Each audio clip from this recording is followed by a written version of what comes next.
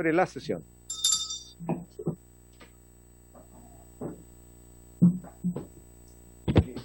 El acta de la sesión 133 se da por aprobada, no han habido observaciones y el acta 134 está a disposición de las señoras y señores diputados. Señor secretario, por favor, de lectura a la cuenta y después cambiamos por acuerdo el orden de la tabla. Exacto. Se ha recibido la urgencia calificada de suma para el proyecto que modifica la remuneración de los integrantes del panel técnico de concesiones. También una urgencia calificada de simple para el despacho del proyecto de ley que modifica la ley de fomento a la marina mercante y la ley de navegación para fomentar la competencia en el mercado del cabotaje marítimo.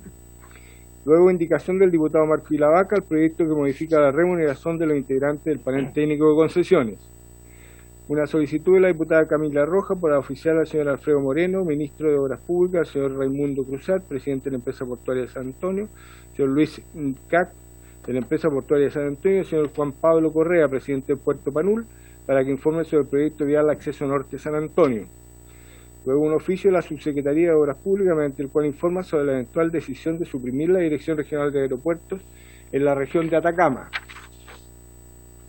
También un oficio de la Subsecretaría de Obras Públicas, por el cual informa sobre el estado de avance de la obra de construcción de la doble vía Payaco-Valdivia y Mariquina-Valdivia. Luego un oficio de la Subsecretaría de Obras Públicas, mediante el cual informa sobre el avance del núcleo de aeropolicial naval. Y finalmente un oficio del Superintendente del Medio Ambiente, por el cual informa sobre el puente San Pedro de la Paz, Hualpén. Esa es la cuenta, presidente. Ofrezco la palabra sobre la cuenta. Palabra sobre la cuenta. Bien, estimados colegas, por un acuerdo que hemos tomado antes de iniciar la sesión, que quiero informar, y debido a un requerimiento del diputado José Manuel García, vamos a invertir el orden de la tabla, procediendo de inmediato a votar en general el proyecto de ley que modifica la remuneración de los integrantes del panel técnico de concesiones establecido en la Ley de Concesiones de Obras Públicas, de acuerdo al boletín 14.587 nuevo. Votación en general. Vamos a votar en general este proyecto y luego vamos a retomar la tabla informada. Señor secretario. Don René Alinco. Don René Alinco no se está conectado, ¿no? Doña Jenny Álvarez. Don Karim Bianchi. Don Juan Antonio Coloma. Don Alejandro Santana. ¿Cómo vota don Alejandro? A favor. A favor. Don René Manuel García. A favor. A favor. Don Félix González. Don Javier Hernández, don Marco Ilavaca, don Jaime Mulet, don Iván Norambuena, ¿no? Don Leopoldo Pérez y don Iván Flores. Don Iván Flores, ¿cómo vota? A favor. A favor. 1, 2, 3, 4. Aprobado en general. Diputado García, le ofrezco. Sí, quiero la gentileza de cambiado por problema médico que tengo en esta votación, pero como estamos con el quórum, si es que llegan los otros colegas que puedan votar también, presidente, creo yo que sería lo más justo. ¿Ah? Yo le agradezco que tengo una cosa médica ahora y...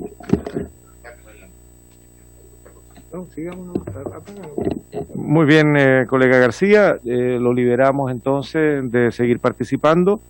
No obstante, reglamentariamente no podemos, lamentablemente, esperar a los demás colegas para que voten.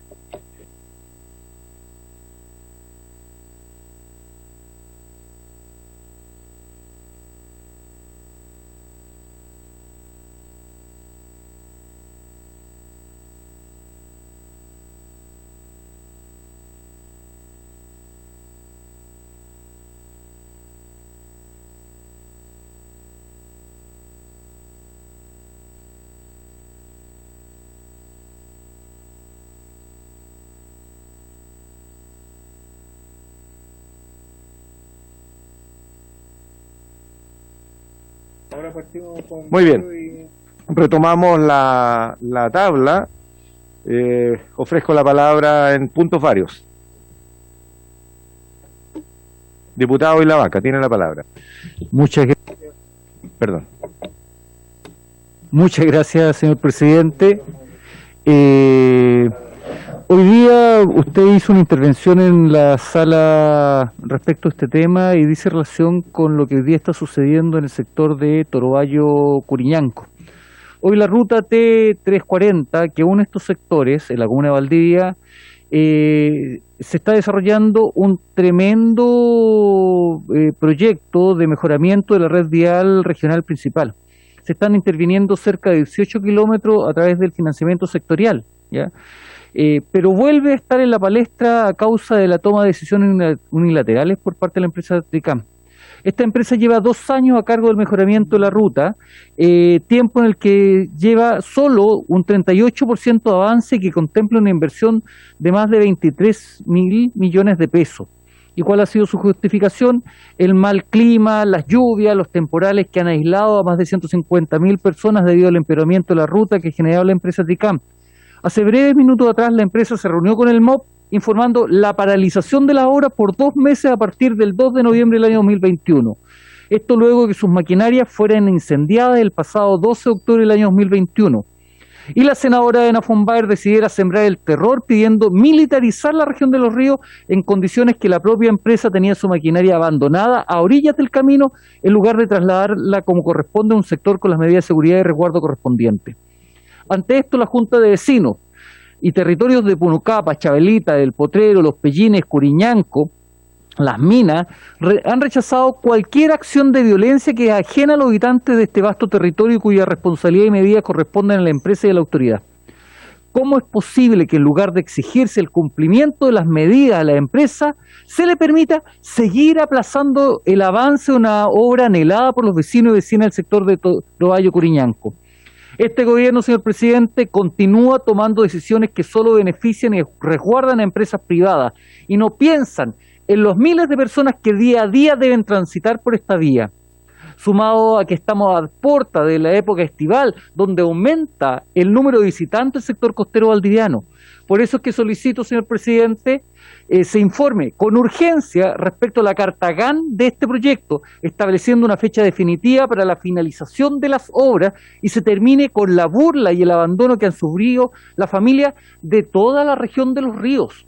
Porque este proyecto no solamente beneficia a los vecinos que viven hoy día en Curiñanco, que viven en los sectores aledaños a dicha ruta, sino que además perjudica a todos quienes transitan por esta ruta que es absolutamente necesaria. Es una tremenda inversión que va a impactar positivamente a todos los vecinos de la costa valdiviana y a la comuna de Valdivia en términos de tener mejor conectividad. Y hoy día, producto de un hecho aislado por responsabilidad principalmente de la empresa, se está sancionando, castigando nuevamente a la región. Tenemos un nuevo puente Caucao en Los Ríos y en Valdivia en particular, y este puente Caucao se llama la ruta T350 Torobayo Curiñanco, señor presidente. Gracias.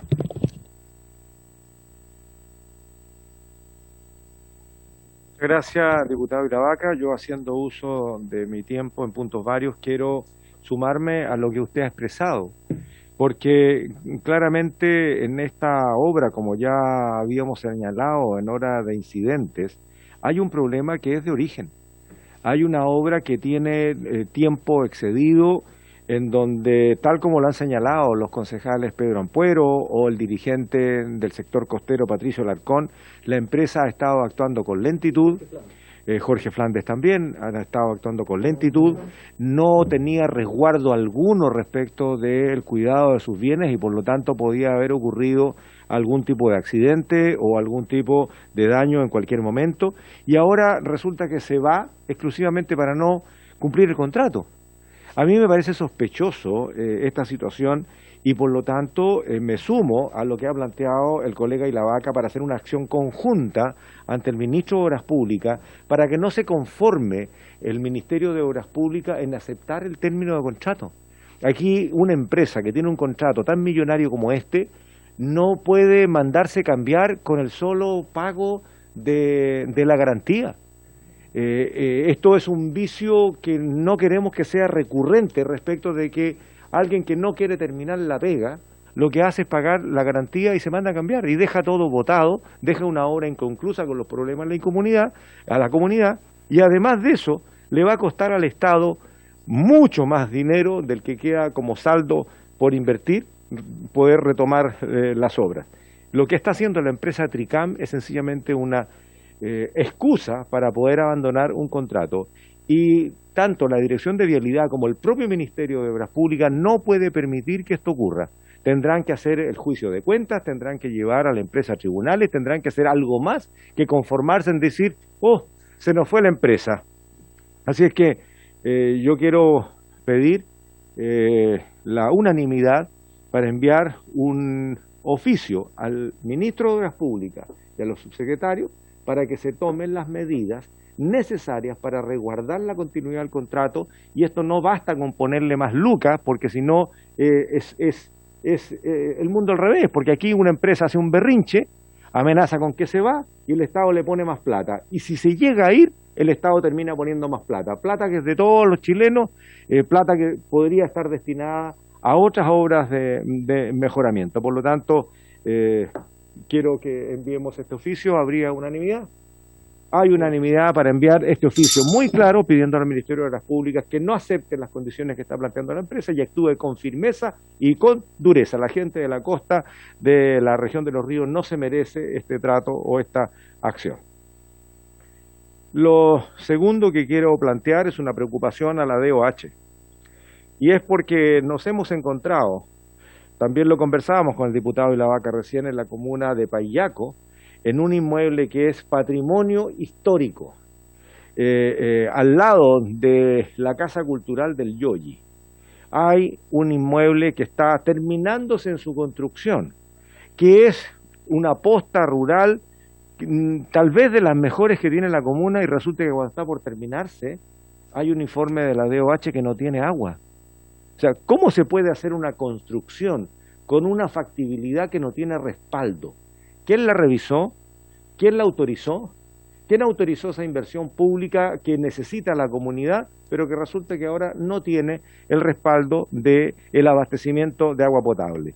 Es la posta rural de El Yoyi. Y finalmente, quiero pedir al señor subsecretario de Telecomunicaciones, que siempre ha sido gentil y rápido en la respuesta, que iniciemos el trabajo del chequeo y las mediciones para el servicio de telefonía celular e internet, no solamente en la región de Los Ríos, sino que también en la región de la Araucanía y la región de los lagos. Lo ha pedido el diputado García, lo ha pedido el diputado Santana, lo hemos pedido todos a raíz de la pérdida de conectividad que tenemos en varias regiones, sobre todo en las cordilleras de la costa y la cordillera de los Andes, donde se ha perdido el servicio de telefonía celular y el servicio de internet. Por lo tanto, solicito ese oficio para acelerar este proceso. ¿Habría acuerdo? Acordado. Muy bien. Ofrezco la palabra en puntos varios. Diputado Santana, diputado Pérez. Muy bien. Seguimos en el orden de la tabla. Se ha invitado a la señora ministra de Transporte, me informan que se ha excusado y está en su representación. Vamos a hacer una excepción porque habíamos invitado a la ministra o al subsecretario de Telecomunicaciones, ese fue el acuerdo. Sin embargo, por la contingencia vamos a aceptar, si a ustedes les parece, no hay inconveniente, pregunto. Para recibir al director de Transporte Público Metropolitano, don Fernando Saca, al gerente de Servicios Tecnológicos, don Carlos Orellana, al jefe de gabinete, don Juan Carlos González, que siempre está acá.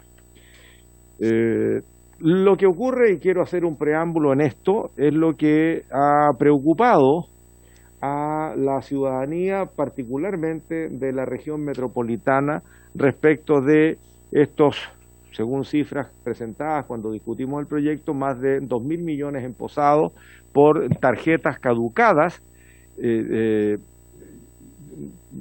la gente no ha reclamado ni su propiedad ni tampoco los recursos allí contenidos. Y que ha sido también noticia pública respecto de cómo una empresa del Estado puede asumir como parte de su presupuesto estos saldos emposados. La pregunta que surge aquí no es el tema. El tema es que, si mal no recuerdo, usted corríjame, secretario, o por favor, señorita abogada, que entiendo que desde marzo tenemos un proyecto aprobado con un acuerdo en esta comisión que consistía en dar todas las facilidades para que se pueda cambiar el sistema de pago vía electrónica u otros medios a raíz de la situación sanitaria, pero que además significare un aumento en el plazo de caducidad de 2 años hoy día, o en lo que había, a 3 años, hasta 5 años por la vida de otros medios que no sean la tarjeta VIP.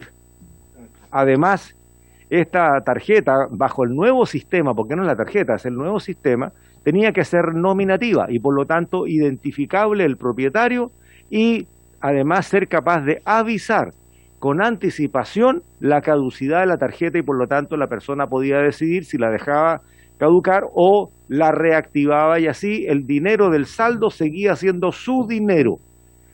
Resulta ser que desde marzo a la fecha, habiéndose promulgado la ley, no se aplica hasta el día de hoy. Y la pregunta es ¿por qué no? ¿Por qué no si está publicada la ley? Lo que se informó como respuesta era que la Contraloría todavía no tomaba razón del decreto respectivo. Y la pregunta es ¿por qué tenemos que esperar el decreto? ¿Por qué los ciudadanos tienen que esperar el decreto tomado de razón para aplicar lo que la ley dice y el proyecto aquí comprometido decía? El cambio de sistema con una tarjeta que permita identificar al propietario y que además sea inteligente de tal manera que le pueda avisar la caducidad y no pase lo que ha estado conmoviendo a la población de la región metropolitana en que esos dineros quedan dentro de los activos de esta empresa del Estado. Le vamos a otorgar la palabra, si no hay algún otro comentario de los colegas aquí presentes o el telemático. Le vamos a entregar la palabra entonces al director del Transporte Público Metropolitano, don Fernando Saca, o a quienes ya leí que quisieran intervenir. Ofrezco la palabra. Don Juan Carlos González, entiendo que la pide. Don Juan Carlos, tiene la palabra. Buenas tardes. Muchas gracias. Los saludo y por su intermedio a los honorables miembros de esta comisión.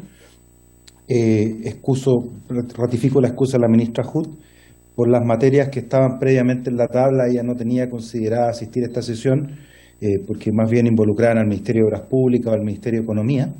Y lamentablemente en este momento ya se encuentra en Concepción, por lo cual no pudo asistir. Y dado que esta citación fue el día de ayer, se tomaron las precauciones para que pudiera asistir los encargados del Ministerio sobre el tema en particular.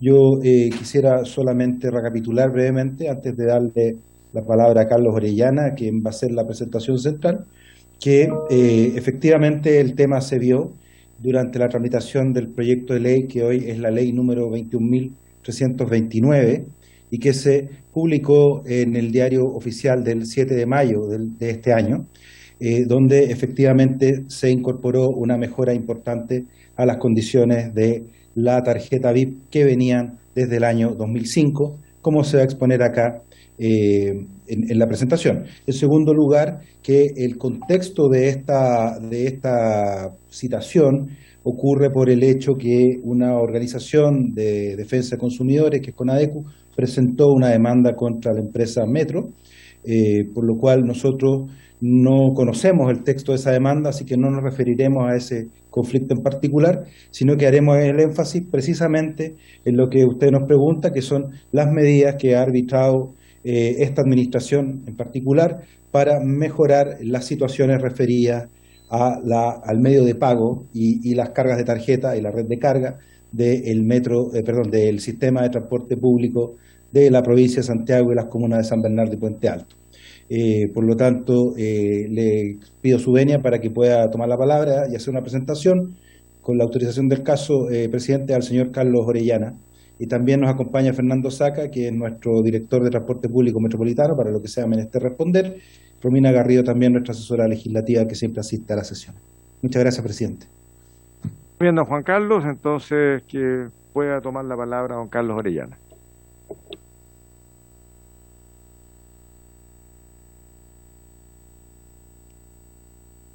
Muy buenas tardes, presidente. Por su intermedio, saludo a todos los miembros de la comisión. Voy a compartir mi pantalla.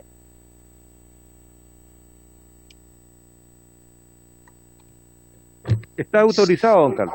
Sí, ¿se puede? ¿La están viendo en este momento? La estamos viendo. Perfecto. Bien, voy a tratar de ir muy rápido, voy a mostrar algunos slides de contexto nomás, básicamente para recordar algunos elementos que se tuvieron a la vista cuando se tramitó el proyecto de ley que finalmente se transformó en Ley de la República. Recordar simplemente que el sistema de transporte público metropolitano se puede agrupar en tres grandes tipos de contratos: los de operadores, quienes operan transporte, los sistemas complementarios, que también se pueden dividir en aquellos sistemas electrónicos o sistemas tecnológicos, y en tercer lugar, los sistemas de administración financiera. Estos tres grupos de contrato comenzaron a terminar su vigencia en 2018-2019, lo que generó una tremenda oportunidad para mejorar el diseño inicial del sistema, no solo estableciendo nuevos modelos, sino que además incorporando tecnología, ahora más bien priorizando la calidad en el servicio al cliente o al usuario.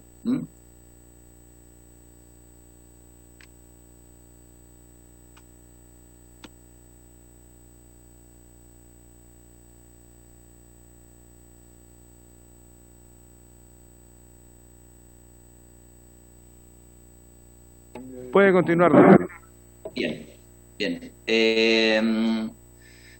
La renovación del sistema que propició este término de contrato se puede clasificar en tres grandes ejes.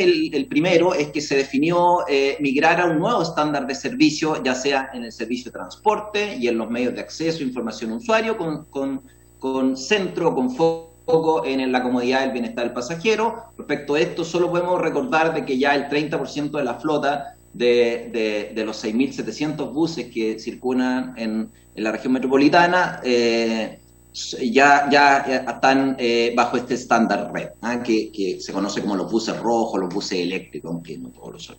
El segundo eje es que se estableció un nuevo modelo de organización separando los activos de la operación, estableciendo que los terminales son administrados por el Estado y son de propiedad del Estado. Quien suministra los buses se separa de quien opera los buses. Este nuevo modelo de operación ya tomó forma y se realizaron las primeras licitaciones y están mostrando los resultados que eso significa. El tercer eje, que es el eje de la incorporación de la tecnología, se incorporando tecnología no solo en los buses, sino que en los servicios que permiten gestionar el bus con nuevos servicios de gestión de flota, en los servicios de información al usuario, con apps, con sistemas de consulta web, y finalmente con sistemas más modernos en materia de lo que se denomina en la industria del ticketing, es decir, con tecnología en los medios de pago o en los medios de acceso. Hagamos una pequeña revisión de la historia de la caducidad, para lo cual primero necesitamos recordar cuál es el único medio de acceso que está presente, como usted decía, presidente, hasta la fecha, en el sistema de transporte público. Hoy día solo existe un sistema de medio de acceso llamado la tarjeta VIP, que es una tarjeta en la cual los usuarios almacenan una unidad contable que se llama cuotas de transporte, que en otros países se le llama créditos de viaje. Esto es algo que no solo ocurre acá en Chile, sino que las tarjetas Navigo de París, la Oyster de Londres, la Viva de Lisboa, la Subte de Buenos Aires, todas almacenan una unidad contable que no son pesos, son estos créditos de viaje. Y la persona lo que hace es prepaga esos créditos de viaje y se almacenan esos saldos de cuota de transporte en este medio de acceso, que en el caso de Chile es frecuentemente al portador. El 99% de las tarjetas son al portador, por lo tanto no nominadas, y con eso pagan el transporte público diariamente. ¿Cómo se ha manejado el tema de la caducidad de estas cuotas de transporte? Bueno, esto ocurre desde los inicios, como lo revisamos en las sesiones en las que nos tocó participar en esta misma ilustre comisión. Desde los inicios del sistema, en los contratos con el administrador financiero de Transantiago, el 2005, luego en los contratos con los operadores tecnológicos, llámese Sonda, se manejó el concepto de caducidad y ahí se incluyó en esos contratos, que son contratos afectos a toma razón en la Contraloría, este nuevo modelo. este modelo de manejo de cuotas de transporte y de caducidad. Por supuesto que estos contratos del 2005, 2007, luego 2012 con Sonda, son contratos que tecnológicamente e incluso en modelamiento son contratos que han ido quedando obsoletos, y por lo tanto la renovación que ha ocurrido en 2018, 2019 ha permitido también modernizar, actualizar los contratos para que incorporen nuevos medios de pago que permitan o eliminar este concepto de caducidad o administrarlo de la mejor forma. Bien, eso decíamos que era el 2005, los albores del sistema, 2007. Luego, en 2013, se establece una resolución exenta que establece un procedimiento del uso de la tarjeta VIP. Esto es lo que hoy día se conoce como los términos y condiciones de uso o términos y condiciones del servicio. Es decir, aquí se establece cómo se ocupa la tarjeta VIP, qué tipos de tarjeta hay, qué pasa si uno quiere traspasar saldo, cuándo caducan, etc. Este especie de términos y condiciones de servicio de la tarjeta VIP está disponible en www.tarjetabip.cl, es de conocimiento público. Está puesto en fácil también en preguntas y respuestas que están en tarjetabip.cl, y en el anverso de cada una de las tarjetas que manejan los usuarios se advierte esta situación. Es decir, ahí están las condiciones, cómo se usa esta tarjeta, ¿no? Finalmente, el 2018 se mejoró la ley a través de la ley de tránsito, que es la que establece cómo operan los medios de acceso al sistema de transporte público metropolitano, extendiendo y precisando el concepto de caducidad ya a cualquier instrumento, no solo a la tarjeta PIB, sino que a cualquier instrumento que se establezca para acceder al transporte público. Pues bien, esto es el contexto. No obstante, en esta Cámara, en reiteradas veces, se nos invitó a informar en qué estaba pensando el Ministerio con el objeto de modernizar el sistema de acceso, el sistema de ticketing al transporte público, con ocasión de un proyecto de ley que la propia Cámara presentó en junio del 2019, que básicamente lo que advertía o lo que señalaba este proyecto de ley era que se debían extender la vigencia de las cuotas de transporte. Este proyecto de ley, que es el que finalmente se transforma en la ley que mencionaba Juan Carlos recién, fue muy concordante, muy consistente, congruente con la idea o la línea de modernización y de nuevo estándar que tenía el Ministerio, y se discutió en 2020 en medio de la pandemia, donde más que ser un problema la pandemia para ir en la línea de modernizar el sistema de ticketing, fue un acelerador. La pandemia propició conductas de las personas, de los usuarios de transporte público, de no querer hacer una fila para cargar su tarjeta PIB, y empezó a pedir y a exigir de alguna manera que hubiese algún sistema que permitiera no tener que hacer una fila, no tener que ir a un tótem para activar su tarjeta PIB. Por otro lado, también obligó la pandemia a extender algunos servicios como la TNE, que era un servicio que todos los años tenía que actualizarse. Bueno, se tuvo que extender de oficio muchos de esos elementos porque era impropio y era contraproducente obligar a que la gente fuera a acercarse a un tótem solo para hacer esta operación. Y en ese mismo contexto, lo que el Ministerio trató es de extremar las medidas de modernizar los sistemas de información al usuario y de recarga de tarjeta, y lo que hizo en ese tiempo, también en 2020, mientras se tramitaba esta ley, y lo comentamos en esta comisión, es incorporar la funcionalidad de cargar en un celular directamente sin tener que concurrir a una boletería de metro o a un punto de carga de un comercio. Entonces, solo con este slide lo que queremos advertir que la tramitación del Congreso fue extremadamente útil, coincidente y congruente con los esfuerzos de modernización que hacía el Ministerio. Bien. ¿Qué tuvo a la vista los parlamentarios presentes en la comisión, luego en la sala y en el Senado, para resolver como resolvieron y para votar como votaron? Tuvieron a la vista 4 puntos principales. El primero, que la autoridad esgrimió que esto tenía costos para el sistema, es decir, el que se administre una tarjeta con un saldo que no se mueve que durante 2 años tiene costos para el sistema, ¿verdad? Por más bajo que sea el saldo que se almacena, en promedio es cerca de 1.000 pesos lo que tienen las tarjetas cuando caducan, el sistema tiene costos de administrar. Y esto ocurre en todos los sistemas de medios de pago.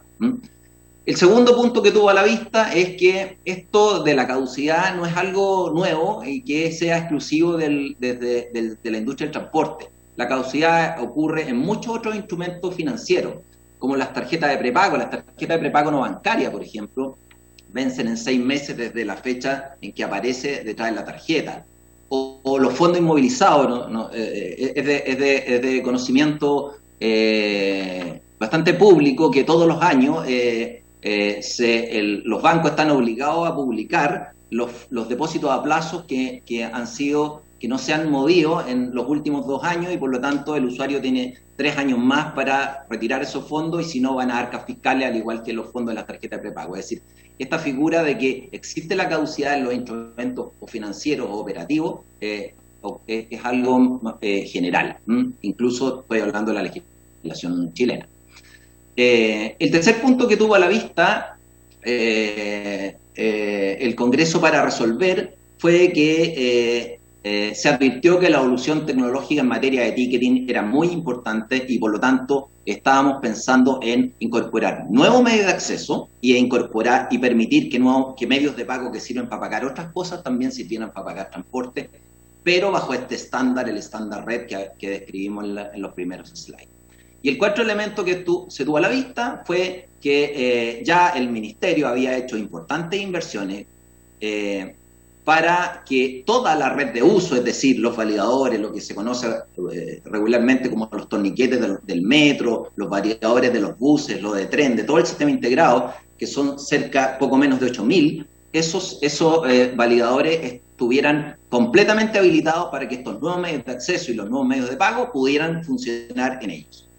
Finalmente, el proyecto de ley es votado y con voto afirmativo de 133 votos en la Cámara de Diputados, sin votos en contra, y en el Senado también por unanimidad, y se transforma en ley de la República con el número 21.329 el 7 de mayo de 2021, entrando en vigencia ese mismo día.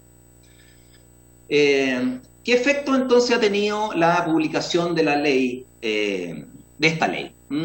Bueno, desde el 7 de mayo los usuarios pueden, por un lado, reactivar sus saldos caducados. Esto es como una situación más bien excepcional, pero es decir, si su saldo caducó desde el 7 de mayo de 2021 en adelante, ellos pueden concurrir a una oficina de Metro o llamar por teléfono al call center de Metro que está ahí abajo en la tarjeta y solicitar que se repongan su saldo. Hay un trámite, por supuesto, que hay que hacer. La persona luego que hace esta llamada tiene que acercarse con su tarjeta a un tótem o a algún punto de carga y se reactiva la carga. En forma habitual van a poder solicitar lo que decíamos, la extensión de la vigencia, es decir, ellos pueden ir también a estas oficinas y solicitar o hacerlo por el call center y pedir que su vigencia ya que estaba a punto de caducar a los 2 años, un año más. Don Carlos, me voy a permitir interrumpirlo porque toda esta exposición ya la conocíamos, usted la había hecho muy bien cuando se discutió la norma. La pregunta es, ¿por qué no se aplica el sistema? Porque la ley ya sabemos que se aprobó, que es la que establece la prórroga. La pregunta es por qué no se ha aplicado el cambio de tecnología y de sistema. Esa es la pregunta. Perfecto. ¿Podría concentrarse en eso, por favor? Sí, absolutamente, sí. Bueno, y justamente voy a eso en el tercer punto. A ver, los 2 primeros puntos están vigentes. Un usuario que quiera reactivar su saldo, que venció el 8 de mayo, llama al número que está ahí abajo, al 600-730-0073, y pide que se reactive su saldo. Y en Metro, que son los administradores de la tarjeta, tienen que reactivarle el saldo por un año más. A lo menos por un año más en este caso. Ahora, ¿qué es lo que nosotros habíamos prometido y que sí está pendiente de la ley? Nosotros dijimos, la ley tiene dos partes, si recuerdan. Tiene una primera parte que son las tarjetas VIP tradicionales, de las que estamos hablando ahora, ¿cierto? Dijimos, la extensión de la vigencia de la tarjeta VIP va a ser, hoy día es de 2 años, ahora va a ser de 3 años si el usuario la solicita. Nosotros entendimos que en pandemia esto podía complicarse y lo que hicimos fue una extensión de oficio, para que los usuarios tuvieran más facilidad. Pero basta con que los usuarios llamen por teléfono a ese número o concurran a alguna oficina de Metro de atención a usuario y soliciten la extensión. Eso es por el lado de las tarjetas. La ley consigna un segundo medio de acceso que le llama el BIP QR, o se denomina ABT en la ley, el Account Based Ticketing. Ese segundo medio de acceso se estableció una vigencia de 5 años. Ahora, ¿se está aplicando el de 5 años? No, ¿por qué? Porque todavía no entra en operación el pago con BIP QR con la vigencia de 5 años. Y eso es a lo que nos referíamos, que el documento, que la resolución que permite que eso entre en operación, el pago con BIP QR con vigencia de 5 años, está pendiente en la Contraloría. Es una resolución, la 8 del 2021, que está desde febrero del 2021 y aún no se toma razón. Mientras no se tome razón de esa resolución en la Contraloría, no es posible que los usuarios puedan utilizar este BIP QR cuyas cuotas de transporte tienen vigencia de 5 años. Solo para terminar, diputado, permítame mostrar este slide porque no me gustaría que la comisión se quedara con la impresión de que cuando vinimos a informar hicimos afirmaciones que eran puras promesas que finalmente no se cumplieron. Nosotros durante todo el 2020, incluso poco antes de la votación en enero de este año, le informamos a la comisión de cuál era el sentido, de por qué nosotros pensábamos que bastaba con la extensión de 2 a 3 años de las tarjetas VIP y porque se venían 2 cosas muy importantes, que eran bien estructurales, mejoras muy estructurales. La primera era que se iba a poder pagar con BIP QR, con el teléfono, con la aplicación oficial de red, con esto que llamamos BIP QR.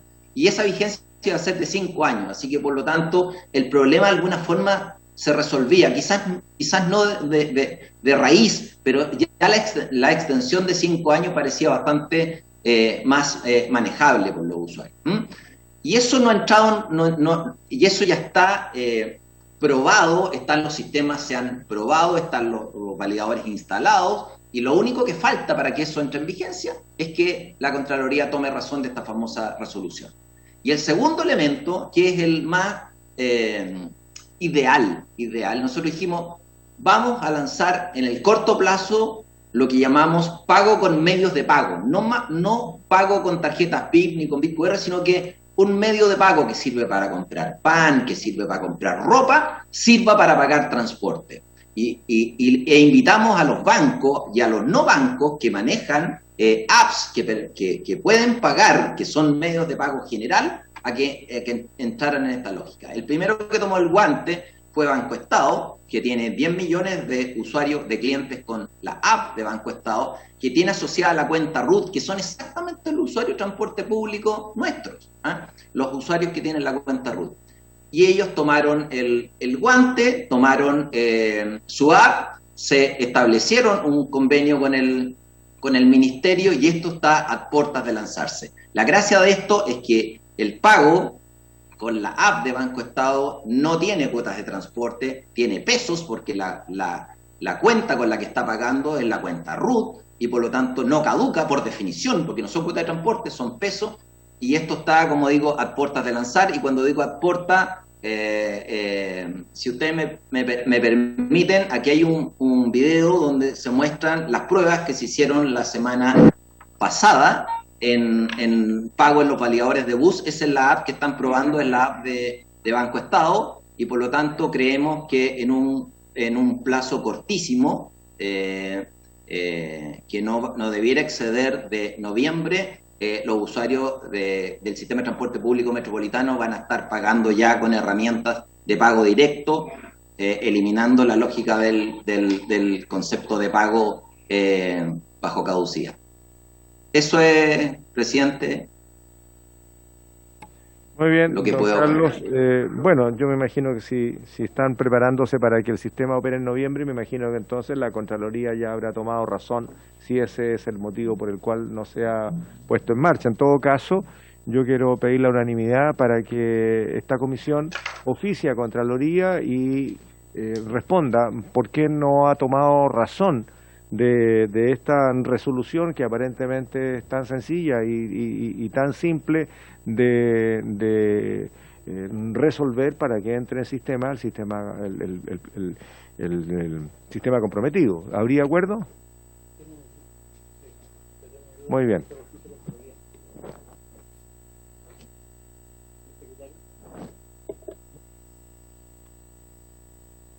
Muy bien, ¿habría acuerdo? Acordado. Solicitamos entonces información a Contraloría al respecto. Tenemos el segundo punto de... ¿Perdón?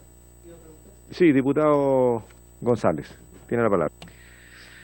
Gracias. Bueno, sobre la exposición no tengo dudas porque ya la...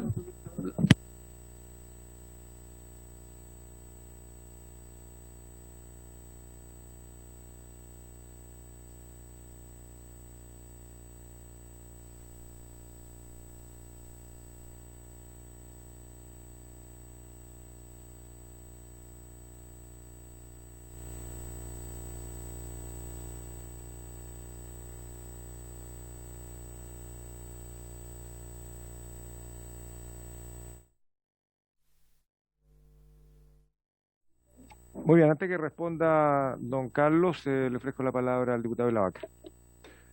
Muchas gracias, señor presidente. Este tema, tal como dice el diputado González, lo discutimos latamente el año pasado y por lo menos mi postura ha sido de que este es un sistema absolutamente injusto. ¿Ya? Un sistema injusto porque en definitiva se apropia de estos valores de personas que generalmente muchas de ellas no son de Santiago. ¿Ya? Muchas de ellas no son de Santiago. Incluso algunos santiaguinos que no la utilizan durante un tiempo. Y lo planteé y la ministra lo defendió, al igual que el expositor que recién acaban de exponer, señalando, entre otras cosas, de que este sistema iba a cambiar en marzo supuestamente. ¿Ya? Pero no ha sucedido nada. ¿Por qué se aprobó unánimemente este proyecto de ley? Porque se aplazaba la caducidad. Solamente porque se aplazaba. Entonces no vengan a señalar de que fue el Congreso el que también patrocinaba una materia que me parece absolutamente injusta. Yo en lo particular, señor presidente, quiero ser un poquito más duro de lo que usted acaba de plantear. Aquí el Ministerio de Transporte debería entregar una respuesta concreta respecto a una necesidad clara de los usuarios chilenos. Por eso está Conadecus demandando al Estado de Chile. Por eso. Porque la cantidad de millones de pesos que están emposados es altísima. Y el Estado, en este caso, se está expropiando a través de este concepto. No, es que no es dinero, sino que son determinada unidad monetaria, que son unidades de transporte, y por eso, como en todo el mundo además que lo caducan, también lo caducamos. Eso es, no quiero decir que es un robo, pero se están apropiando dineros de los ciudadanos de nuestro país, dineros de personas que mucho lo necesitan, porque tengan la seguridad de que los que andan en movilización pública no son muchos de ustedes que generalmente se transportan en autos privados, son gente que utiliza la movilización pública, son gente que necesita sus fondos, y cuando vemos que la apropiación de recursos de las personas que más lo necesitan, existen miles de razones técnicas para defenderlo. Pero cuando sucede eso con la gente que más gana, pucha, que le meten problemas. Entonces, presidente, yo creo que me hubiera encantado que hubiera estado, si no la ministra, el subsecretario, y no mandando a funcionarios de tercera, cuarta categoría, que yo entiendo que vienen en representación, por lo tanto tampoco quiero hacerle una crítica a ellos, no es la crítica hacia ellos, sino que aquí falta que la primera línea del ministerio, primero, segunda, ministro, subsecretario, estén dando una explicación ante un hecho que hoy día la opinión pública está mirando con mucha atención. Y lamentablemente las explicaciones que nos entregan no dice en relación con lo que hoy día los chilenos sienten. Gracias, presidente. Muy bien. El tema entonces queda pendiente, dado la invitación que se le hizo a la ministra en la semana pasada, y ahora se reitera para que justamente explique esta decisión que finalmente no se ha aplicado y era el compromiso ante esta comisión y ante esta Cámara. Vamos a cerrar este punto porque definitivamente vamos a esperar la presentación de la ministra, que es lo reclamado. Colegas, regresamos, porque ese fue el acuerdo, regresamos al punto 1 de la tabla, permitiéndole en 10 minutos exponga la señora directora general de concesiones o el señor don Jorge Jaramillo respecto de lo que significó la votación en general que acabamos de tener y, por un acuerdo, la votación en particular, dada la indicación de que hemos firmado varios de los presentes en esta comisión, la vamos a votar el siguiente martes. Entonces, va a exponer o la directora general de concesiones o don Jorge Jaramillo, el jefe de la división jurídica. Sobre el punto, diputado.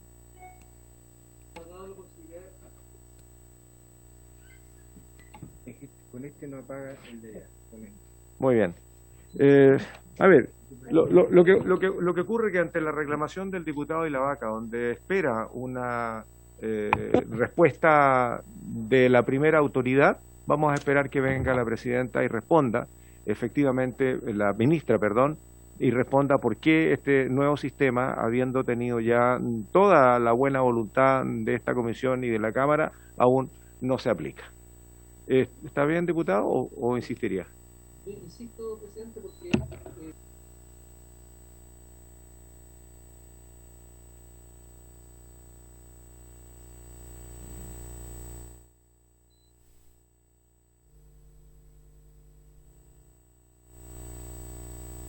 Muy bien, muy bien. Voy a pedirle a don Juan Carlos que responda solamente esta materia, el resto se lo dejamos pendiente a la ministra Hut la próxima semana. Don Juan Carlos, ¿puede usted responder si este sistema aplica para otros trenes regionales como es el Metro Bio o el de Valparaíso u otros? Biotren y Verbal. Tiene la palabra. Presidente, las leyes se hacen para todo el país, por lo tanto, todos los medios de pago están sujetos a esta condición. En segundo lugar, quisiera aclarar, para no hacer el punto político, es que el sistema que estamos rectificando ya está operando, como se demostró en la presentación. Ya hay un teléfono donde las personas pueden extender la vigencia de sus cuotas de transporte, y en los medios de pago que son en nube ya tienen 5 años para la caducidad. No hay ninguna suspensión ni un acto pendiente para esa operación. Lo que está pendiente es la Contraloría General, que además ha tenido un tiempo de tramitación que es normal para este tipo de actos administrativos, porque hay intercambios de aspectos técnicos. Esto es una materia nueva, que significa modernizar los sistemas de pago también para todo el país, es que se habiliten sistemas que son distintos de la tarjeta VIP, ex tarjeta multivía, para poder operar como sistemas de carga en nube. Por lo tanto, yo quisiera mencionar al principio también que de la reunión entregué la excusa a la ministra. La citación llegó ayer y lamentablemente no fue posible modificar su agenda ni sus pasajes aéreos. Ojalá que la próxima semana podamos concurrir si es que la citación se extiende con la debida antelación. Muchas gracias, presidente.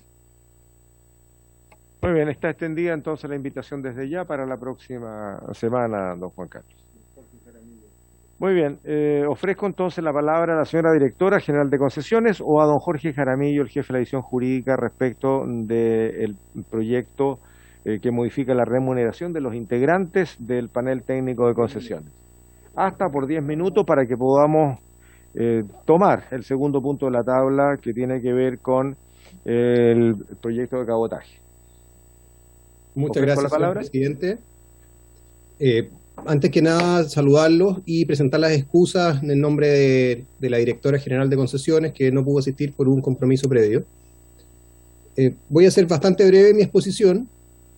Este proyecto que acaba de ser votado en general forma parte de un mismo paquete junto con el boletín 14.583, que corresponde a un proyecto de ley que rebaja las remuneraciones de los miembros del panel de expertos de la ley eléctrica y del Consejo Directivo del Coordinador Independiente del Sistema Eléctrico Nacional. El objetivo de este paquete legislativo es racionalizar las remuneraciones de los órganos colegiados formados mediante leyes especiales. Todo esto ha tenido como referencia la ley número 21.233, que reformó la Constitución para modificar la forma en que se determinan las remuneraciones de distintas autoridades del Estado, y además se enmarca en una política de austeridad que se ha requerido por la pandemia. El panel técnico es un órgano de carácter no jurisdiccional que emite recomendaciones en los conflictos que tiene el Estado con las concesionarias. Desde su creación, mediante la ley 20.410, ha conocido 62 casos. El panel está compuesto por 5 miembros, hay un presidente y 4 panelistas, y en el proyecto de ley se rebaja la remuneración del presidente en un 8%, este es el tope superior, y se rebaja la remuneración de los demás miembros en un 10%. La remuneración del presidente del panel queda así asimilada prácticamente en términos casi exactos, no exactos, pero muy cercanos a la de los miembros del panel de expertos de la ley eléctrica. Se establece finalmente una disposición transitoria en virtud de la cual estas nuevas remuneraciones entrarán en vigencia a medida que se vayan renovando los miembros del panel, quienes durante el periodo que les resta conservarán las remuneraciones actuales. Hay que recordar que los miembros del panel son elegidos mediante el sistema de alta dirección pública, son elegidos directamente por el Consejo de Alta Dirección Pública. Eso es todo, señor presidente. Solamente dar una breve estadística. El panel técnico, en los casos en que ha resuelto, en un 20% se ha llegado a acuerdo, en otro porcentaje también ha ido a las comisiones arbitrales, y sobre la base de las recomendaciones del panel también se ha llegado a acuerdo en el marco de las comisiones arbitrales. Por lo tanto, el panel es una instancia que aporta bastante al sistema de concesiones, y ha ido de a poco formando un cuerpo de jurisprudencia que va otorgando cierta densidad, ¿cierto?, a este sistema.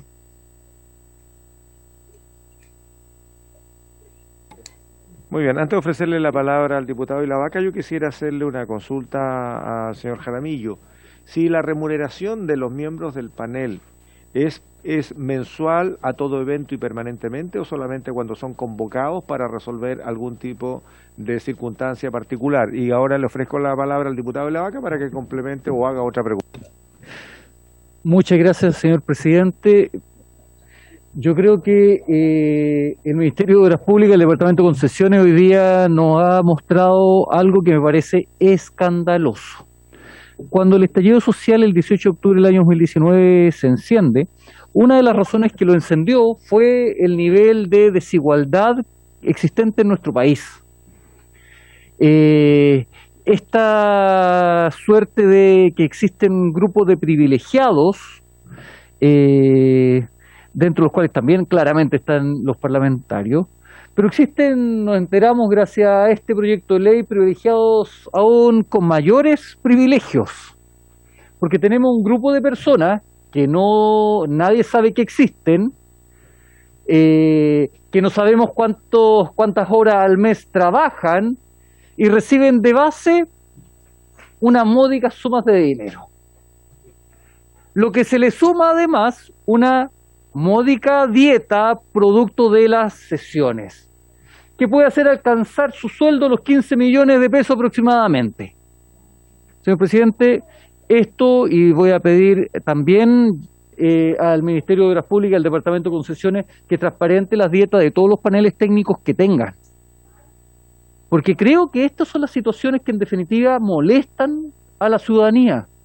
Y creo que el rebajar un 8% las remuneraciones de estos expertos es absolutamente una bofetada en la cara a los millones de chilenos que no sobreviven con más de 350.000 pesos al mes, teniendo funcionarios pagados por el Estado por 15 millones de pesos, que me parece absolutamente desmedido.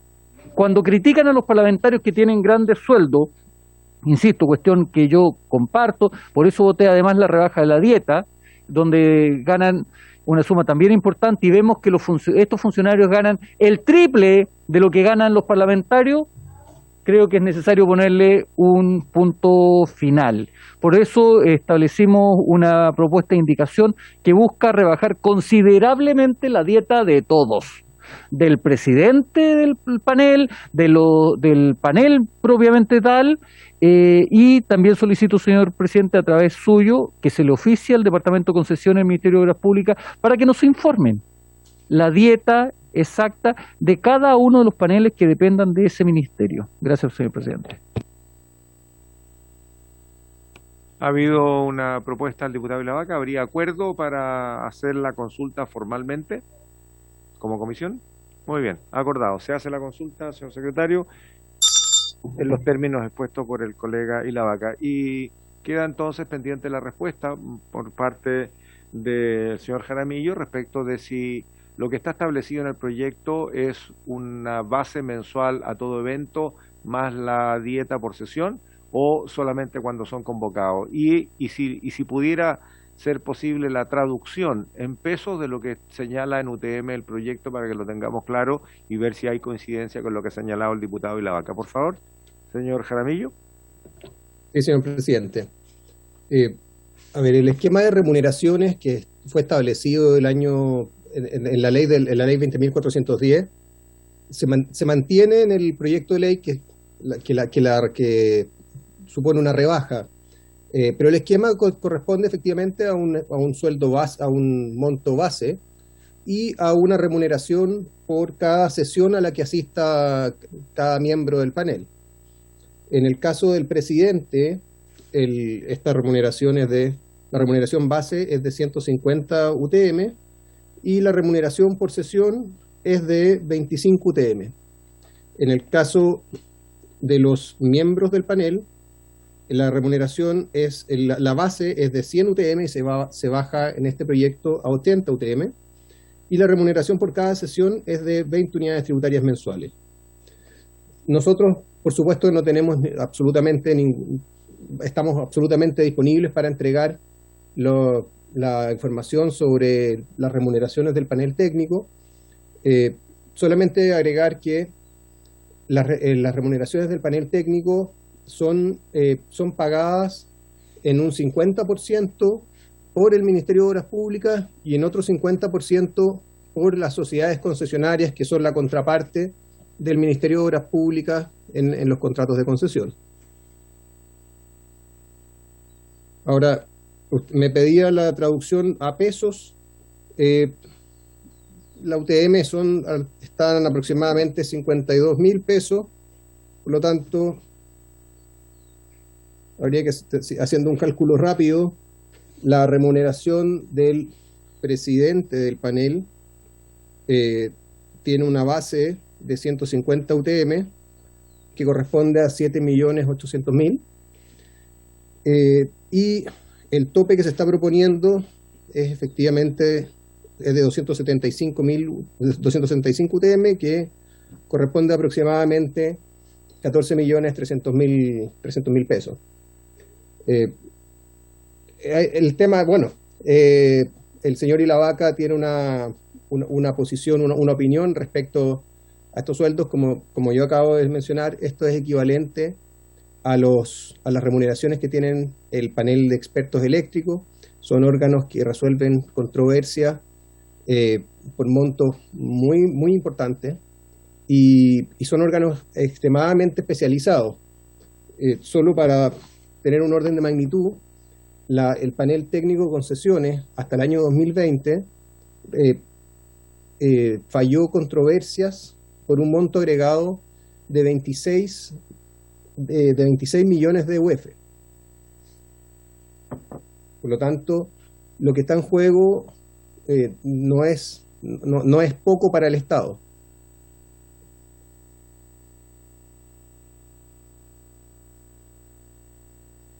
Diputado Vilavaca ha solicitado la palabra. Sí, claramente, señor presidente, estamos hablando de personas que toman decisiones importantes en términos de costo. Pero le quiero recordar al invitado de que quienes toman las decisiones más trascendentales en nuestro país y donde se juegan mucho más que esos montos son, por ejemplo, los tribunales de justicia. ¿Ya? Es decir, nos están diciendo que nuestros ministros de Corte, de Suprema, ganan poco. Eso es lo que acaban de señalar, por lo que tengo entendido. O el Consejo de Defensa del Estado. Es decir, yo creo que existe una desigualdad que es salvaje, señor presidente. Hoy día este proyecto nos da la oportunidad de poder regular esta situación. Y si fuera o sea, insisto, el argumento lo encuentro bastante liviano y disculpe, no es ofensivo, sino que me hubiera gustado tener mayores antecedentes respecto a una decisión como esta, porque si ese es el argumento, insisto, todas aquellas instituciones en Chile que toman decisiones jurisdiccionales trascendentales, porque este es un panel de expertos que al parecer tienen un juego arbitral, entonces nuestra Corte Suprema requiere más sueldos. Porque allí sí se toman decisiones que son complejas. ¿Ya? Eso nada más, presidente. Muy bien, cerrado el punto. No sé si don Jorge quiere abundar más. Sí, señor presidente. No tengo una opinión respecto de las remuneraciones de la Corte Suprema. La verdad es que no he querido en ningún sentido implicar que nada respecto de las remuneraciones de la Corte Suprema. Simplemente quiero recalcar que este es un órgano de competencias bastante especializada y así se ha tratado la legislación, al igual que el panel de expertos de la ley eléctrica.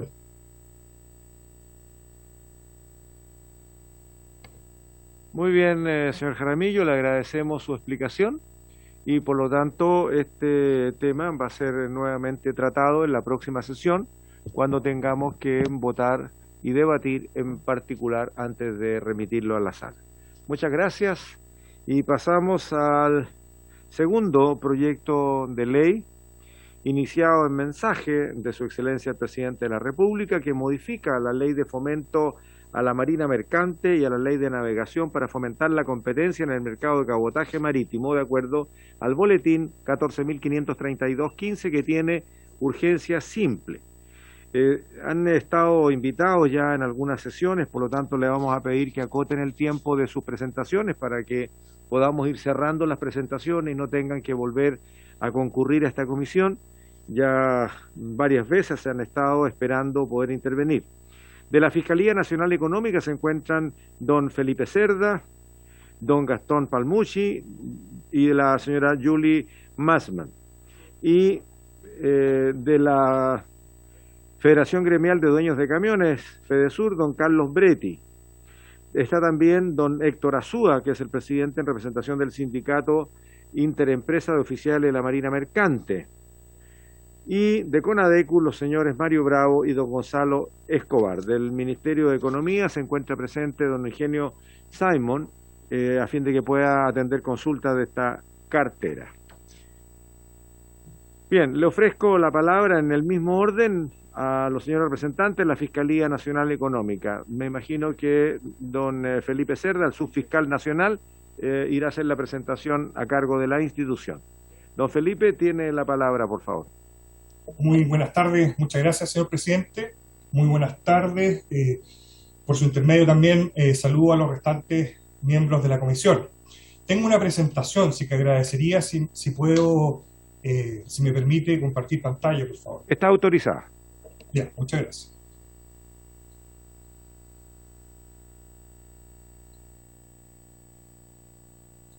¿Se ve adecuadamente? ¿Se ve adecuadamente la presentación? Sí, ya, se ve bien. Muchas gracias. Primero que nada, bueno, agradecer la invitación a la Fiscalía a exponer sobre este proyecto de ley que modifica la Ley de Fomento a la Marina Mercante y la Ley de Navegación para incrementar la competencia en el mercado del cabotaje marítimo. Creo que son relevantes hacer presente a esta comisión dos cuestiones previas. Primero, ¿cuál es la misión legal de la Fiscalía Nacional Económica? Es defender y promover la libre competencia en los mercados.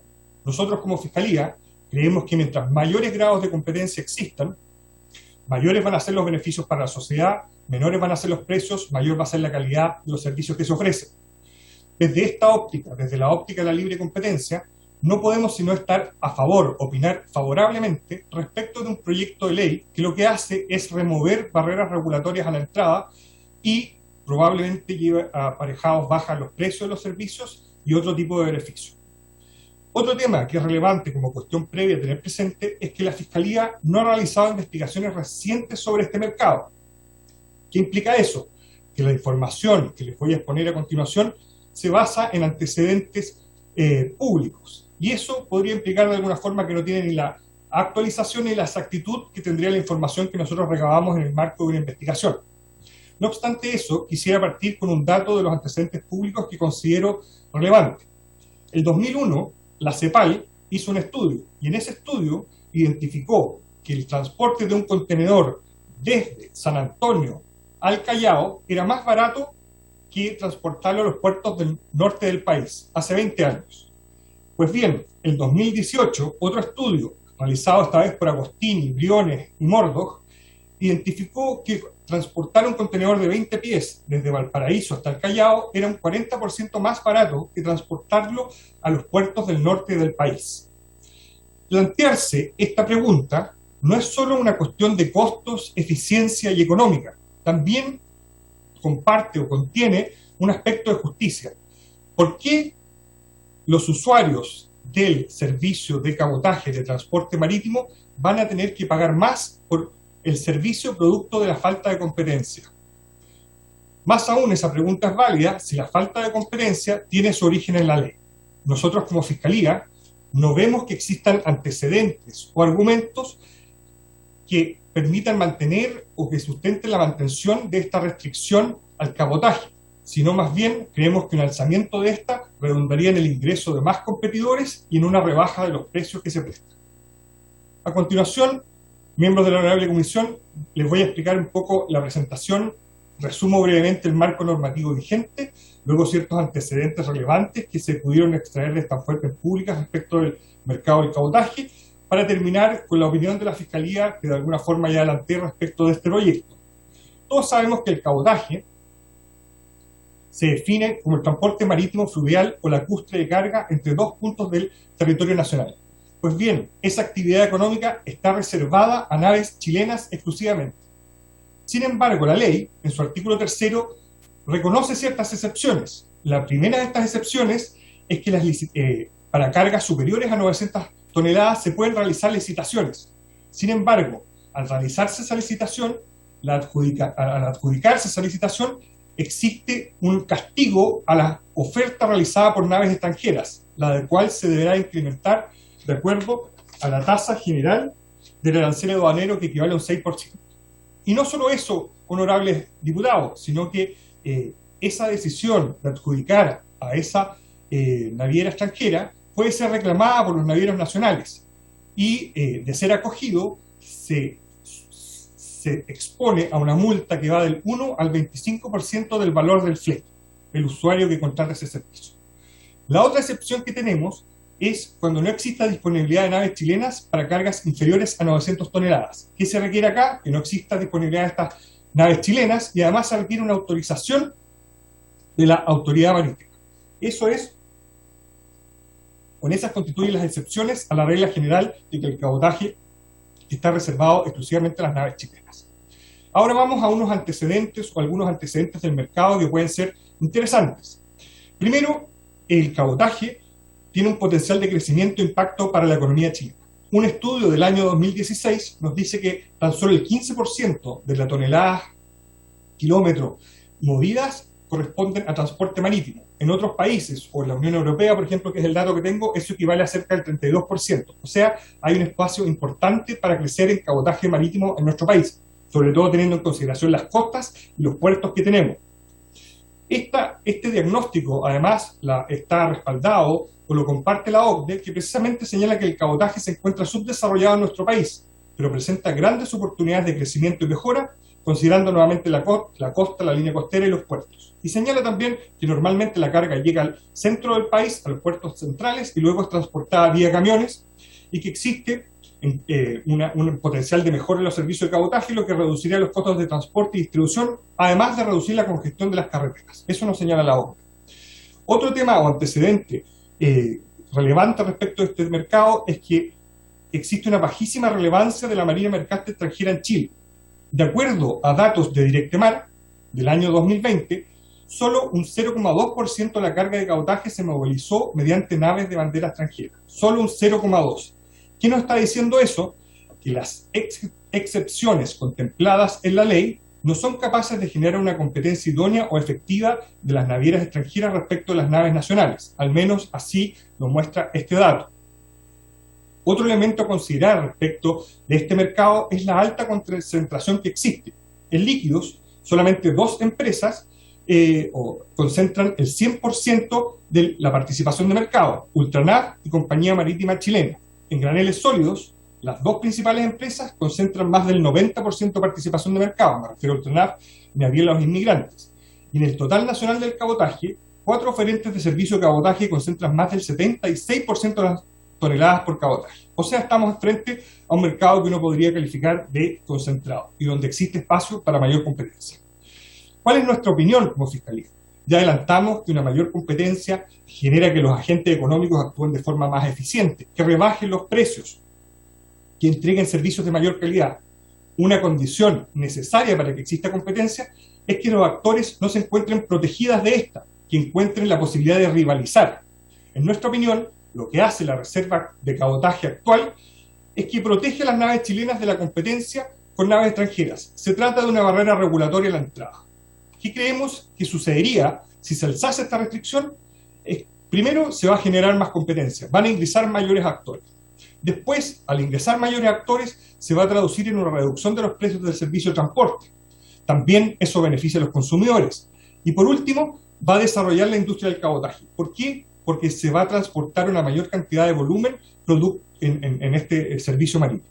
Y esto que venimos diciendo, lo que creemos que va a suceder si se alza esta restricción, está respaldado en la experiencia comparada a Nueva Zelanda y en un estudio académico del 2018. ¿Qué nos dice la experiencia de Nueva Zelanda? Nueva Zelanda reguló esto el año 1995 y de acuerdo a un estudio del año 2004, las tarifas de flete habrían disminuido en promedio alrededor de un 25%. Y no solo se trata de reducción de las tarifas, sino que también aumentó el volumen de carga transportada por vía marítima y también aumentaron las frecuencias entre los distintos puertos de ese país. No significa que se va a replicar inmediatamente o necesariamente lo que sucedió en Nueva Zelanda, pero es un buen antecedente a tener en consideración. Otro estudio que pudimos recabar de estos antecedentes públicos es el de Agostini, Briones y Mordog del año 2018. Ellos hicieron una evaluación de cuánto sería el ahorro que se podría producir en caso de alzarse esta restricción. Y ellos identificaron que los usuarios podrían tener un ahorro entre los 186 y 432 millones de dólares si se alza esta restricción, lo que es bastante relevante. No solamente están estos estudios, sino que un proyecto que alce esta restricción al cabotaje está en línea con recomendaciones de instancias técnicas nacionales e internacionales. Por ejemplo, la Comisión Nacional de Productividad del año 2016, compuesta por economistas de la talla de Joseph Ramos, Andrea Butelman o Rafael Berguán, precisamente recomendaron alzar esta restricción al cabotaje marítimo. La OCDE también está en la misma línea y la CEPAL, en 2001, también señalaba o recomendaba permitir a los servicios regulares internacionales que aprovechen su capacidad ósea para transportar carga entre la zona central y puertos secundarios de Chile. O sea, hay varias recomendaciones en esta línea. Y además se observa que existen rutas internacionales que podrían prestar el servicio de cabotaje sin modificar sus rutas actuales. Ahí tenemos un mapa de las principales rutas que se realizan hoy en día y como podemos ver, esas rutas pasan por distintos puertos chilenos. Esas navieras podrían entrar fácilmente al mercado y aprovechar su capacidad para mover carga entre los distintos puertos del país. Otra modificación importante de la ley es que simplifica el proceso para matricular una nave en Chile, incentivando el ingreso de más actores al mercado. ¿Cómo hace esto? Por ejemplo, elimina requisitos de nacionalidad para los administradores, gerentes de las sociedades. También elimina el requisito de que la mayoría del capital de la sociedad sea de una persona natural chilena o una persona jurídica chilena. Y también elimina aguas arribas y esos requisitos se lleven o se tengan que cumplir con la sociedad aguas arriba. ¿Qué va a suceder con esto, creemos nosotros? El efecto esperado es que se abre la puerta a la inversión extranjera y por esta vía se podrá promover una mayor competencia. Nosotros, en consecuencia, y la opinión de la Fiscalía respecto de este proyecto, es que no existen antecedentes desde la perspectiva de la libre competencia que justifiquen la actual reserva que se hace de esta actividad económica a las naves nacionales. Y por el contrario, si nosotros alzamos esta prohibición, lo que debiésemos ver es la entrada de más competidores, se generará mayor competencia, menores costos de transporte y beneficios a los consumidores. Esa es la opinión respecto del proyecto de ley sometido a conocimiento de esta comisión. Muchas gracias.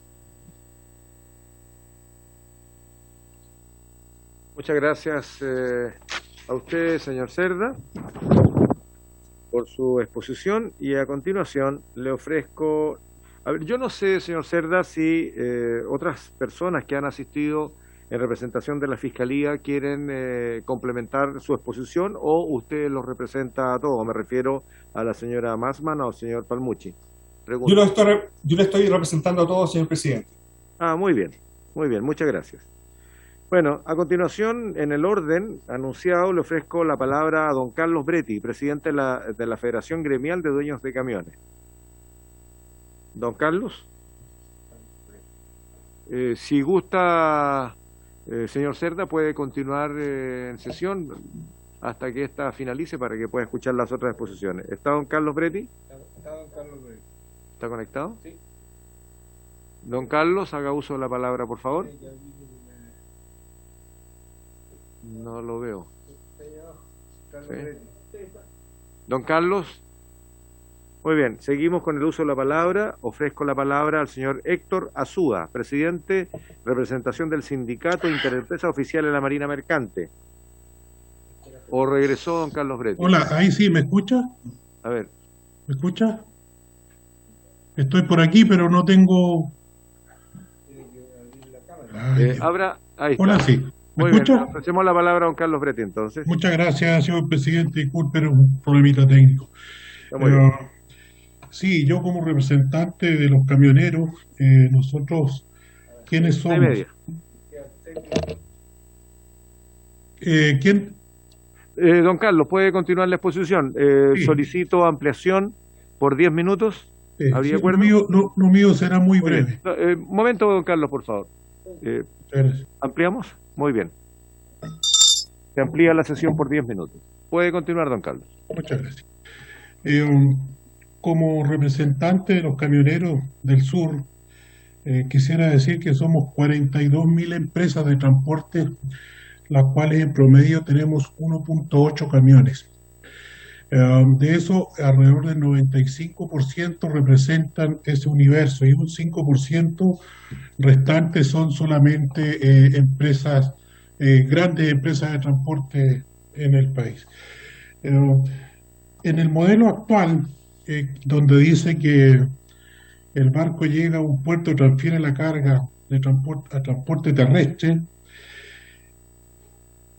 el barco no puede recibir la carga por llevarla a otro puerto dentro del país. Esto es igual en todo el mundo. El cabotaje está reservado a navieras del país.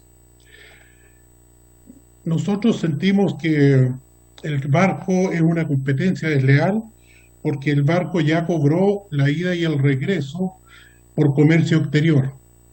Viene con bandera de conveniencia, lo que implica menores costos laborales y tributarios. Por lo tanto, frente a los camioneros que somos pymes, pequeños y medianos, hay una gran asimetría entre un camión y un barco. Es decir, un camión transporta solamente un contenedor, mientras que un buque es capaz de transportar no menos de 8.000 contenedores.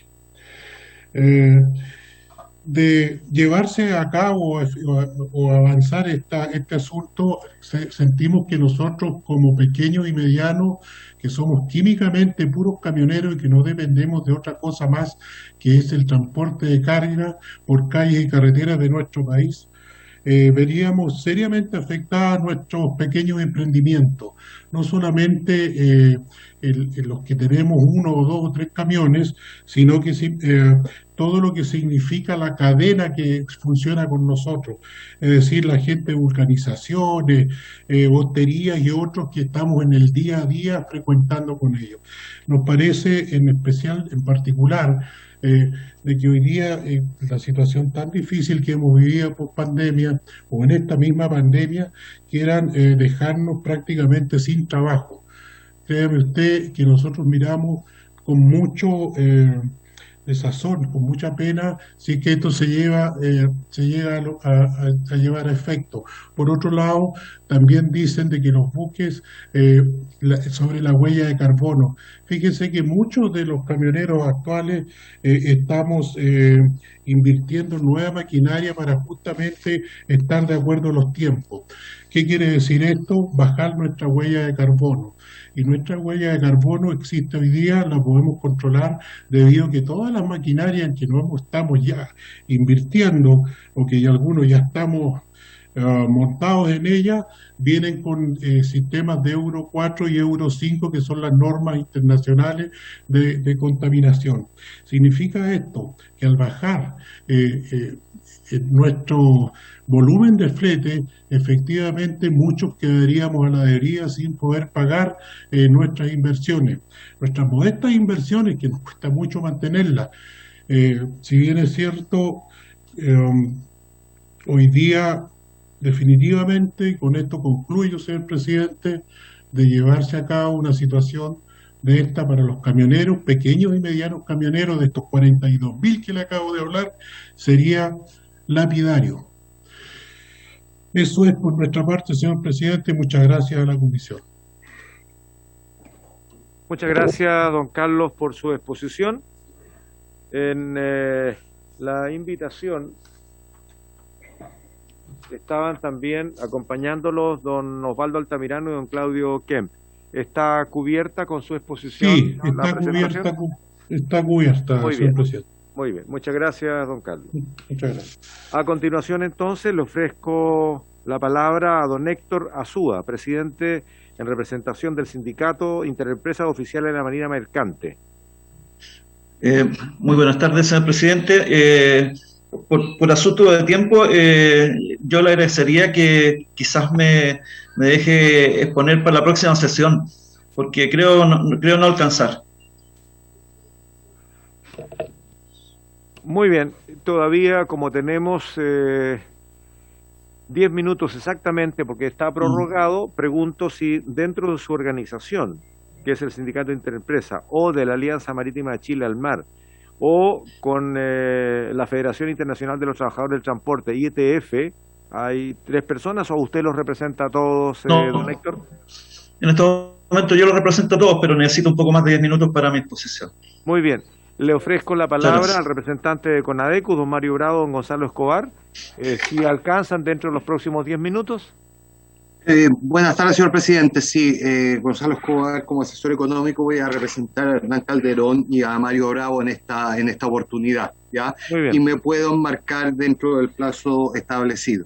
Tenemos una presentación y solicito autorización para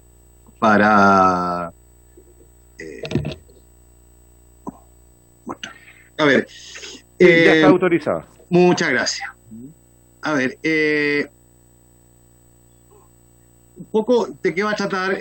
Primero que nada, claramente nosotros vamos a indicar principalmente que el cabotaje en nuestro país tiene sus orígenes en la República, y principalmente esta actividad se reservó a empresas nacionales principalmente por razones de seguridad nacional y posteriormente como una medida de política industrial, claramente fomentando el desarrollo de lo que es la marina mercante nacional. Hecho ya que claramente está obsoleto, principalmente teniendo en consideración el grado de apertura que presenta la economía chilena y por lo tanto consideramos que es una medida proteccionista y por lo tanto no tiene justificación de mantener la reserva de cabotaje, ¿ya? Por lo tanto, claramente esto se ha traducido, y tal como lo indicó la presentación de la Fiscalía Nacional Económica, en que estamos en presencia de un mercado que presenta altos niveles de concentración y que claramente eso se traduce en menor grados de competencia y por lo tanto con tarifas por sobre los niveles competitivos. Y que claramente eso se traduce en perjuicio a los consumidores finales, ¿ya? Pero también hay que agregar otro hecho que surge a partir del decreto ley número 824, que establece un impuesto adicional a la renta de un 20% a todo servicio de cabotaje internacional, ¿ya? Y que claramente creemos que esta medida y esta situación también impone ya de forma artificial ya un incremento en los costos, ya en desmedro claramente de las naves extranjeras, ¿ya? Por lo tanto, ese es otro argumento que hay que tener en consideración, ¿ya? Y claramente para ponerse digamos a la apertura del cabotaje internacional, muchas veces existen grupos de interés, ¿ya? Y que pueden invocar a que los barcos de bandera extranjera presenten menores tasas impositivas, mano de obra mucho más barato y por lo tanto eso se traduce en destrucción de puestos de trabajo local y por lo tanto justificaría en cierta medida proteger ya a la industria nacional. Pero también hay que tener en consideración de que estas supuestas acusaciones de dumping contra armadores extranjeros o de subvenciones que puedan recibir de los estados también establece, digamos, los tratados de libre comercio que tiene nuestro país, aplica las directrices de la Organización Mundial de Comercio, ¿ya? Por lo tanto, claramente hay medidas correctivas para solucionar este tipo de efectos, ¿ya? Es decir, hay que tener en consideración, y se va a repetir un poco más adelante, de que existe una Asociación Nacional de Armadores, ¿ya? Y que justamente, digamos, quienes son los integrantes de esta asociación de armadores son las 4 empresas que concentran el 76% de mercado, ¿ya? Por lo tanto, claramente es otro antecedente, ¿ya? Ahora, ¿qué efectos genera esto? ¿Ya? Claramente existe la posibilidad de hacer licitaciones de transporte de carga, ¿ya? Para movimientos de carga por sobre las 900 toneladas. Y ahí existe una comisión especial en la cual pueden reclamar los armadores nacionales y por las empresas nacionales, y que si es acogida dicha reclamación también se les puede aplicar a los armadores extranjeros una multa entre un 1 y un 25% del valor del flete, ¿ya? Bajo ningún criterio, por lo tanto también es una medida discrecional, ¿ya? El impuesto a la renta claramente es considerado, o se puede considerar también una barrera claramente a la entrada, ya de forma artificial, y que por lo tanto claramente uno lo podría considerar que desde el punto de vista económico es un impuesto específico, ya, pero claramente dichos impuestos específicos se justifican ciertamente cuando graban una actividad económica que genera una externalidad negativa, ¿ya? Como es el caso de el impuesto específico de los combustibles. Pero en este caso uno puede concluir que dicho impuesto constituye simplemente una medida de protección industrial, ¿ya? Y claramente es una barrera a la entrada, ¿ya? Claramente también existen otro tipo de ineficiencias, ya tanto productivas como asignativas, ya y que claramente son mayores tiempos involucrados en el transporte de mercancías, ¿ya? Mayores costos logísticos, ¿ya? Externalidades negativas asociadas a la mayor contaminación y congestión por el transporte de carga interno a través de transporte de carga terrestre, por ejemplo, ¿ya? Por lo tanto, claramente esos son efectos directos de esta situación, ¿ya? Y como beneficios a la apertura del cabotaje, ¿ya? Claramente van a existir ganancias para los consumidores, ¿ya? Y que claramente esto se debe a que una rebaja en la tarifa claramente remueve la barrera, digamos, disminuye por la eliminación de esta barrera regulatoria, ¿ya? Y por otro lado, esta disminución en la tarifa claramente va a aumentar la demanda por cabotaje marítimo, tal cual como lo plantea la literatura de Martos, Agostini y de Priori, ¿ya? Y por otro lado, también permite mayor competencia con buques internacionales, reducción de capacidad ociosa, ¿ya? Utilizar o llevar a cabo también escalas en más de un puerto, y eso claramente condice con ahorros energéticos dado el volumen de carga que pueden transportar los barcos versus el sustituto más cercano, ¿ya? Y claramente para ir, digamos, concluyendo en pos del tiempo, eliminar esta reserva de cabotaje, existe evidencia, es decir, lo que se generó a partir de la resolución número 63 del Tribunal de Defensa de la Libre Competencia, que permitía un poco la competencia en el cabotaje o en el transporte aéreo de pasajeros, ¿ya? Por lo tanto, claramente se ha generado un ingreso de nuevos actores al mercado, ¿ya? Y claramente un mercado con mayor competencia claramente se traduce en beneficios para los consumidores, y vamos a analizar eficiencia, o existen eficiencias tanto asignativas desde el punto de vista de las tarifas como también a nivel de producción. Eso es un poco, señor presidente, el aporte de CONADECU a este proyecto de ley. Muchas gracias.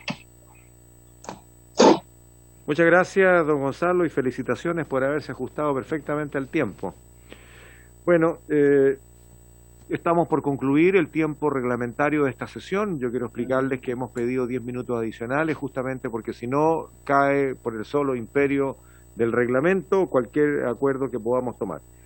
Antes de que finalice el plazo, debo decir entonces que queda pendiente la exposición de don Héctor Azúa, en representación de las tres organizaciones, y también del Ministerio de Economía, estando presente don Eugenio Simon. Se agrega entonces, me informa, infórmele usted, por favor, señor secretario. Además, se encuentra pendiente la exposición del gerente general de NAP, el señor Roca Tagliata, y el director ejecutivo de Codelco, don Octavio Araneda, que queda para la próxima sesión. Lo estoy anotando. Muy bien, serán entonces 4 exposiciones las que quedan pendientes, y ahí entonces iniciaríamos el proceso de debate interno. Por haberse cumplido el objeto de esta sesión, esta se levanta y continuamos con este proyecto la próxima semana. Muchas gracias.